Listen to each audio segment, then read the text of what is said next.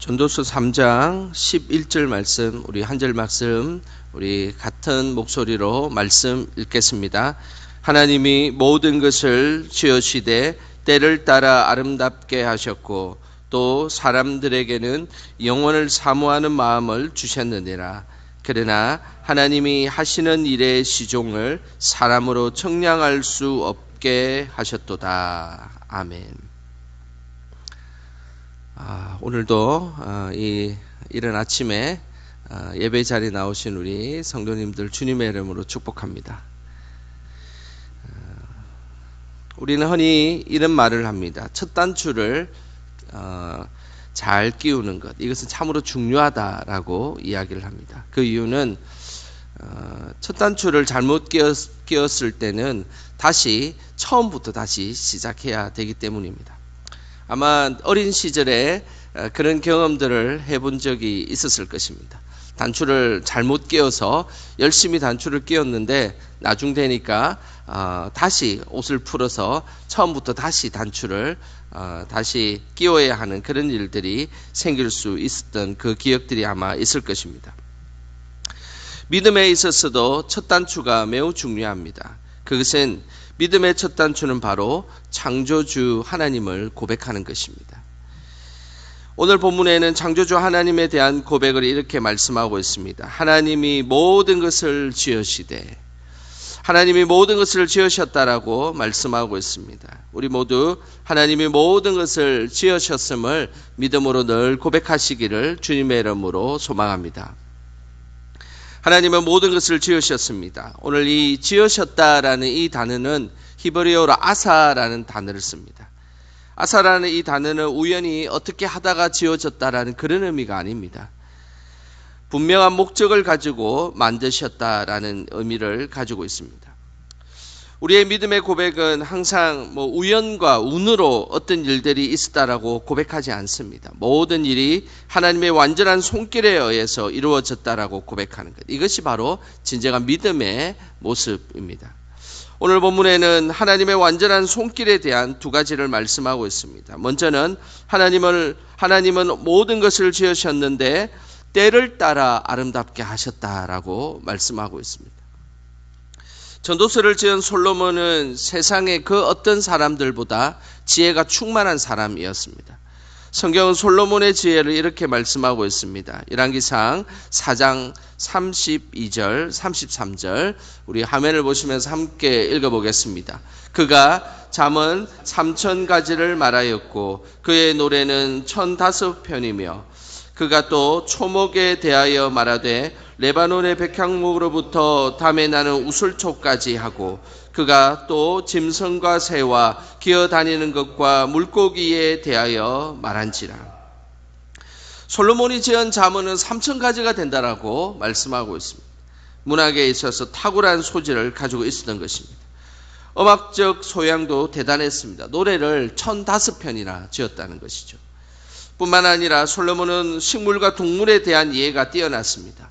아주 큰 백향목부터 시작해서 담에 있는 아주 조그마한 우슬초까지 그 일들을 다 알고 있었다라고 기록하고 있습니다.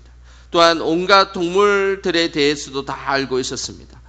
이것은 단순히 이름만 알고 있었다라는 것이 아니라 어떻게 태어나서 어떻게 성장하고 또 어떻게 지내고 있는지에 대한 부분들을 정확하게 알고 있었던 사람이 바로 솔로몬이었습니다. 정말로 대단한 사람임에 틀림없습니다. 하지만 이런 솔로몬의 지혜보다 더 높은 지혜를 가지신 존재가 있습니다. 그분이 바로 우리의 하나님이십니다. 하나님은 단순히 세상을 아는 정도 수준으로 그냥 알고 있는 것이 아니라 세상 만물을 직접 만드시고 그리고 직접 운행하시고 그리고 움직이시는 분, 그분이 바로 우리의 하나님이십니다. 그러니 단순히 이름을 알고 있고 어떻게 성장하고 어떻게 지내는지 알고 있는 이 정도 수준이 아니라 더 깊은 수준까지 어떻게 해서 그 일들이 이루어졌고 어떻게 해서 성장할 수 있고 그리고 어떤 많은 일들을 통하여서 그 일들이 진행되는지를 완벽하게 아시고 그리고 실제로 운행하시는 분이 바로 우리 하나님이시라는 것입니다. 그러면서 세상을 주관하시고 만드신 창조주 하나님은 그 창조물을 때를 따라 아름답게 하셨다라고 말씀하고 있습니다. 때를 따라 아름답게 하셨다라는 의미는 그 시기에 맞는 아름다움을 주셨다라는 의미입니다. 어린아이는 아이에 맞는 모습을 할 때 아름답습니다. 청소년들은 청소년의 모습을 보일 때 아름답습니다.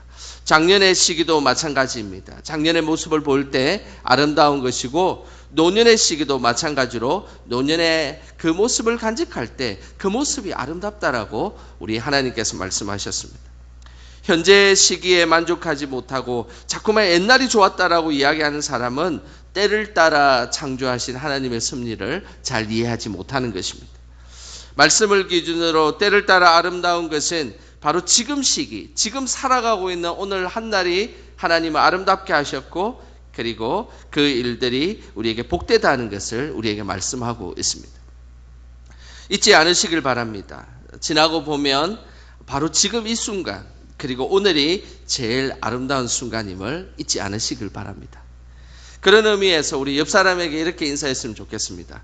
지금이 제일 아름다우십니다. 이렇게 인사 한번 해보겠습니다. 정말입니다. 지금이 제일 아름다운 시기입니다. 또 내일을 살아가면 또 내일을 살아가면 자꾸만 저희들은 늙어져 가고 또 힘들어지는 것은 사실입니다. 그러나 사실은 오늘 살아가는 오늘 이 순간이 제일 아름다운 순간임을 꼭 기억하시길 바랍니다. 이것이 때를 따라 아름답게 하셨던 하나님의 섭리다라고 말씀하고 있는 것입니다. 때를 따라 아름다운 것은 지금 이 순간 하나님이 주신 때를 살아갈 때 아름다운 것입니다.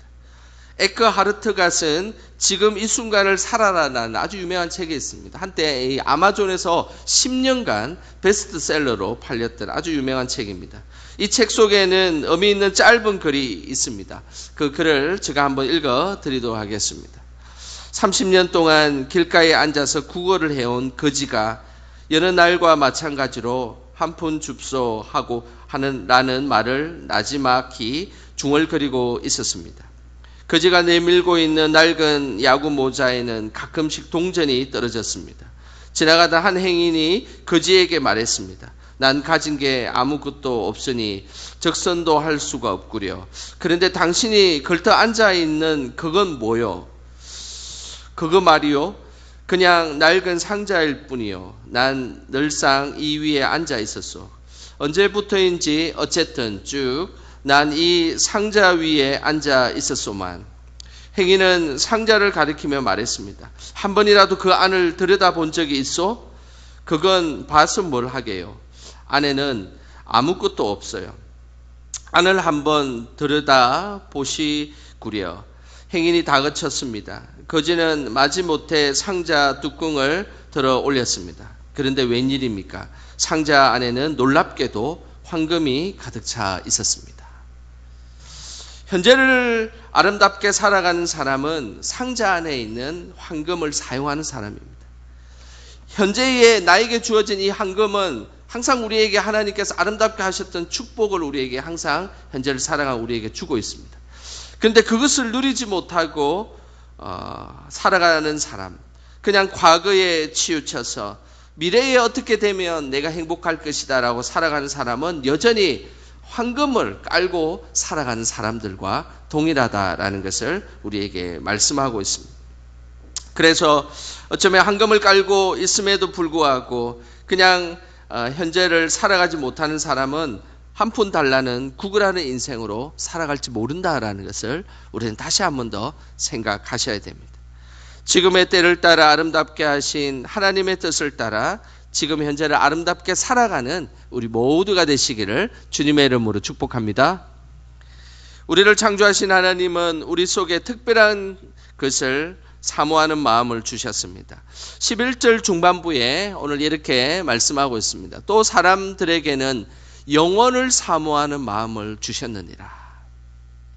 창조주 하나님께서 우리 속에 영혼을 사모하는 마음을 주셨다라고 말씀하고 있습니다. 여기에서 이 영혼이라는 이 단어는 히브리어로 올람이라는 단어를 씁니다. 이 올람이라는 이 단어는 영원한 나라를 의미합니다. 하나님은 우리의 마음속에 영원한 나라를 사모하는 마음을 주셨습니다. 성경에서 말씀하는 영원한 나라는 무엇입니까? 바로 천국입니다. 하나님은 우리가 천국을 사모하는 마음을 주셨다라고 말씀하고 있습니다. 세상 사람들은 우리는 믿음으로 천국 이렇게 이야기하지만 세상 사람들은 유토피아를 꿈꾸고 있습니다. 자기만의 세계, 자기만의 왕국. 그래서 어쩌면 아주 깊숙한 미지의 곳에서 나는 자연인이다라고 살아가고 있는지도 모르겠습니다. 이 땅의 삶은 항상 영원한 나라를 꿈꾸며 살아가고 있습니다. 이상적이고 그리고 완벽하고 그리고 완전한 그런 나라를 꿈꾸며 살아가고 있습니다. 그러나 성경에서 이야기하는 그 영원한 나라 그리고 지상의 유토피아를 성경은 이야기하지 않습니다. 그 영원한 나라는 바로 천국을 의미하는 것입니다. 하나님이 함께하는 곳 그리고 하나님이 만드신 곳 그것이 바로 천국입니다.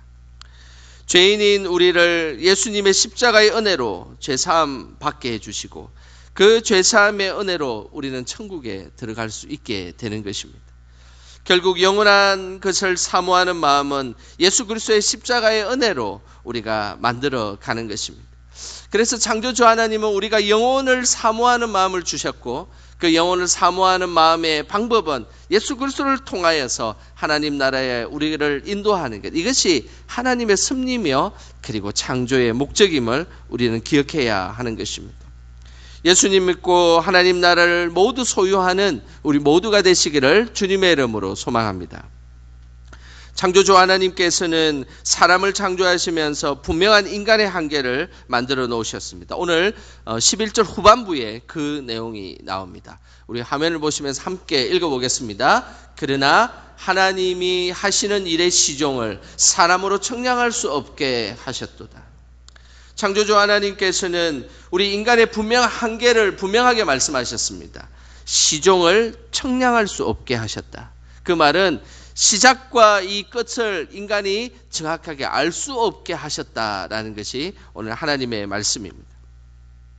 우리의 과학이 아무리 발달해도 우리의 시작을 설명해낼 수가 없습니다. 인공지능 시대를 살아가고 있지만 우리의 끝을 정확하게 설명해낼 수가 없습니다. 그 영역은 바로 창조주 하나님의 영역이기 때문입니다. 우리는 흔히 작은 단세포, 아메바와 같은 단세포로 우리 인류가 시작되었다라고 이야기합니다.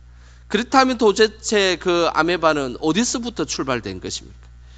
그리고 어떤 학설은 작은 이 세포가 화학적 반응에 의해서 이런 작은 물질들이 생겼다고 이야기합니다.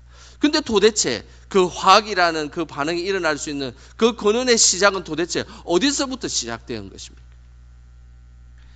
결국 시작을 향해서 끊임없이 그 전에는 무엇이 있었는지 끊임없이 질문을 하다 보면 인간이 설명할 수 없는 지점이 분명히 나온다는 사실입니다. 창조주 하나님 말고는 이것을 분명하게 설명해낼 수가 없습니다. 그 시작은 바로 스스로 존재하시는 하나님만이 그 시작의 출발임을 우리는 믿음으로 고백해야 되는 것입니다. 그렇다면 우리의 끝은 어떨까요? 우리 인류의 끝은 어떻게 될까요? 우리가 우주의 대폭발로 없어진다면 도대체 그 끝은 언제일까요? 그리고 우리의 마지막 순간은 언제, 어느 날, 몇 시, 몇 분, 몇 초에 우리의 마지막이 찾아올까요? 모든 인류의 개개인의 마지막을 누가 알 수 있겠습니까? 그것은 오직 창조주 하나님만이 알 수 있는 것입니다. 확률로서 계산할 수 있는 것이 아닙니다. 이 세상 만물의 끝이 어떻게 되는지를 어떻게 우리 인간이 그것을 계산하고 측량하고 예측할 수 있겠습니까? 결국 하나님은 우리의 시작과 끝을 알 수 없게 하셨습니다. 왜냐하면 그것은 창조주 하나님의 영역이기 때문입니다. 우리는 첫 시작에 태어나는 그 순간을 우리는 기억할 수 없습니다. 어느 순간에 우리가 태어났다는 것을 나중에 알게 되는 것입니다. 그리고 그 죽음의 순간, 우리가 언제 하나님 나라에 갈 수 있는 그 순간을 우리가 어떻게 알 수 있겠습니까? 그리고 우리가 하나님 나라에 가서 그 영원히 살아가는 그 삶의 끝자락을 우리가 어떻게 이해하고 알 수 있겠습니까? 그것은 하나님의 영역임을 우리는 기억해야 하는 것입니다. 성경에는 시작을 의미하는 단어가 있습니다. 화면을 한번 보여주시기 바랍니다. 시작을 의미하는 이 단어는 베레시트라는 단어를 씁니다. 그래서 이 베레시트는 태초에 하나님이 천지를 창조하시니라 해서 이 태초라는 단어가 베레시트라는 단어입니다. 이것은 시작을 의미합니다. 그런데 단순히 시작을 의미하는 것이 아니라 목적과 뜻의 출발을 의미합니다. 하나님이 이 세상을 만드셨을 때 분명한 목적을 갖고 계셨고 그 목적의 시작의 출발이 바로 태초라는 이 베레시트라는 단어임을 우리는 기억하셔야 됩니다. 그리고 또 하나의 단어가 있습니다. 종말이라는 단어입니다. 이것은 헬라어로 텔로스라는 단어를 쓰는데 이것은 끝을 의미합니다. 이 끝은 목적과 뜻이 실현되는 것이 바로 끝입니다. 하나님께서 목적한 바를 통하여서 태초에 그 일들을 시작하셨고 그리고 그 목적이 완전히 뜻과 그것이 실현되는 것, 그것을 종말이다라는 단어, 텔로스라는 단어를 사용한다라는 것입니다. 결국 무엇을 의미하겠습니까? 시작과 끝은 창조주 하나님이 시작하셨고 창조주 하나님이 끝을 맺는다는 것을 우리는 기억하셔야 됩니다. 인간이 어떻게 이 시작의 근원을 알 수 있고 끝의 마지막을 인간이 어떻게 측량할 수 있고 마지막을 우리가 설명해낼 수가 있겠습니까? 그 모든 시작과 끝은 알파와 오메가 되시는 하나님의 영역이며 하나님의 손길임을 우리는 기억해야 되는 것입니다. 그래서 우리는 평생에 창조주 하나님을 고백하는 것, 그것이 믿음의 첫 출발이며 첫 시작이다라는 사실을 우리는 잊지 않아야 하는 것입니다. 인간의 문명은 날이 갈수록 발달하고 신의 경지에 도달할 것 같아 보입니다. 그러나 분명한 것은 우리 인간의 지혜는 때를 따라 아름답게 하시고 영혼을 사모하는 마음을 주신 그 하나님을 기억하는 것, 이것이 바로 참된 지혜임을 우리는 기억해야 하는 것입니다. 하나님 주신 말씀을 통해서 우리는 그 하나님의 뜻을 그나마 조금이나마 알 수 있게 되는 것입니다.